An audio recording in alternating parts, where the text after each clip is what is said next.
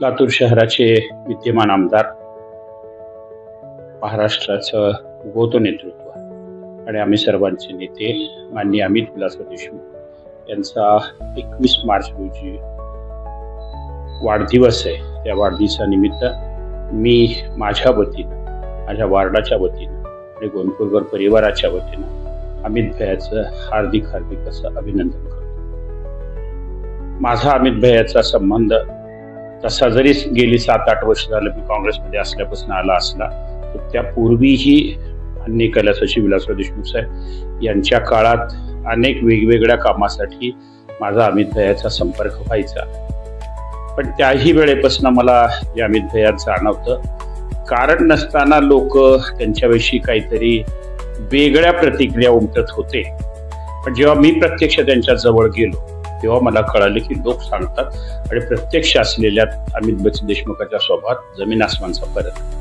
कारण आपण जवळ जाणार नाही आणि आपण लांबूनच दुसरं काहीतरी सांगणार असं होत असेल तर त्यात चुकीची माहिती लोकांसमोर जाते. मी जेव्हापासून अमित भैयाच्या सोबत आहे, अमित भैया कार्यकर्त्याला समजून घेऊन, कार्यकर्त्यांनी सांगितलेली माहिती, कार्यकर्त्यांनी दिलेल्या सूचना ह्या समजून घेऊन त्याच्यावर प्रतिक्रिया देतात आणि त्यानंतर त्यांचा निर्णय होतो. जनरली बऱ्याच नेत्यांचं असं असतं की बहुतांशी कार्यकर्त्यांचं ऐकायचंच नाही, असं अनेक पक्षात अनेक नेत्यांकडे असतं. पण अमित भैयाकडे तसं होत नाही.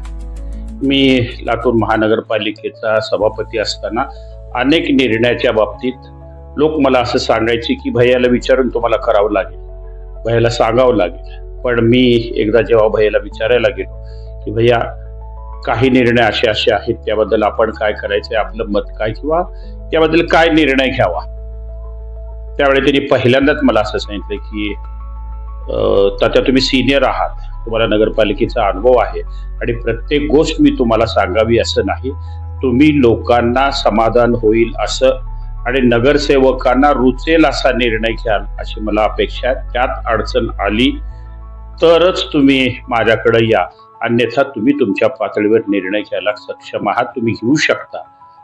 पण या उलट परिस्थिती मी भारतीय जनता पार्टीच्या नेत्यांची पाहिली आहे. भारतीय जनता पार्टीचे नेते कार्यकर्त्याला मुभाच देत नाहीत. मी आमच्या सभापतीचं बघितलंय, मी आमच्या महापौराचं बघितलंय, मुभाच नाही, पाय बांधून ठेवायचं आणि त्याला पळ म्हणायचं, अशी परिस्थिती मला काँग्रेसमध्ये अमित भैयाच्या सोबत काम करताना दिसत नाही. त्यासोबतच अमित भैयाला लातूर शहर, लातूर ग्रामीण, मराठवाडा, महाराष्ट्र या सगळ्या विषयाची सुदैवानं जाण आहे. आता महाराष्ट्रातल्या विधानसभेत अमित भैयाला प्रतोद म्हणून नेमणूक केलेली आहे आणि प्रतोद नेमताना ही पद्धत असते की प्रतोद असा लागतो की जो सगळ्यांना सांभाळून घेऊन जाऊन पक्षाचा निर्णय आणि पक्षाच्या वरिष्ठांचा आदेश हा आमदारापर्यंत पोहोचवून सभागृहात काम करून घ्यायचं असतं, असा व्यक्ती लागतो. आणि तो गुण अखिल भारतीय अध्यक्षाला, महाराष्ट्राच्या प्रदेशाध्यक्षाला दिसला, म्हणूनच अमित भैयाला त्यांनी प्रतोद केलंय. लातूर शहरात अनेक योजना आणताना खरं तर अमित भैयातला एक तसा आत्ताच्या दृष्टीने दुर्गुण म्हणायला हरकत नाही. अमित भैया फार पब्लिसिटीच्या मागं लागत नाहीत. आत्ता थोडा त्यांचा सोशल मीडिया ऍक्टिव्ह होतोय, पण इतरांसारखं 24 तास व्हॉट्सअप, फेसबुकवर राहणं आणि केलेल्या न केलेल्या कामाचा गवगवा करत राहणं हे काही अमित भैयाकडे मी फारसं बघितलेलं नाही. पण हेही आत्ताच्या काळात गरजेचं आहे. अनेक योजना आणल्या. खरं तर हॉस्पिटल कॉम्प्लेक्स मधली मोठी कामं त्यांच्या काळात सुरू आहेत. बाबळगाव कॉम्प्लेक्सला मोठ्या इमारती व्हायला लागल्यात. हॉस्पिटलसाठीच्या जागेचा प्रश्न त्यावेळेला मांडला होता, तो आता मिटलेला आहे. विलासराव देशमुख मार्गाचं रुंदीकरण आहे. अशा वेगवेगळ्या योजनेसाठी त्यांनी 2.5 वर्षाच्या काळात खूप पैसा आणला आणि तो आत्ता खर्च होतोय. पण सुदैवानं आम्हाला ते लोकांच्या समोर सांगता येत नाही. या निवडणुकीत झालेला आमचा मताचा पर्सेंटेज कमी होणं हीही आमच्या दृष्टीने एवढं मोठं काम केल्यानंतर सुद्धा जर ते कमी होणार असेल त्यासाठी विचार करावा लागेल.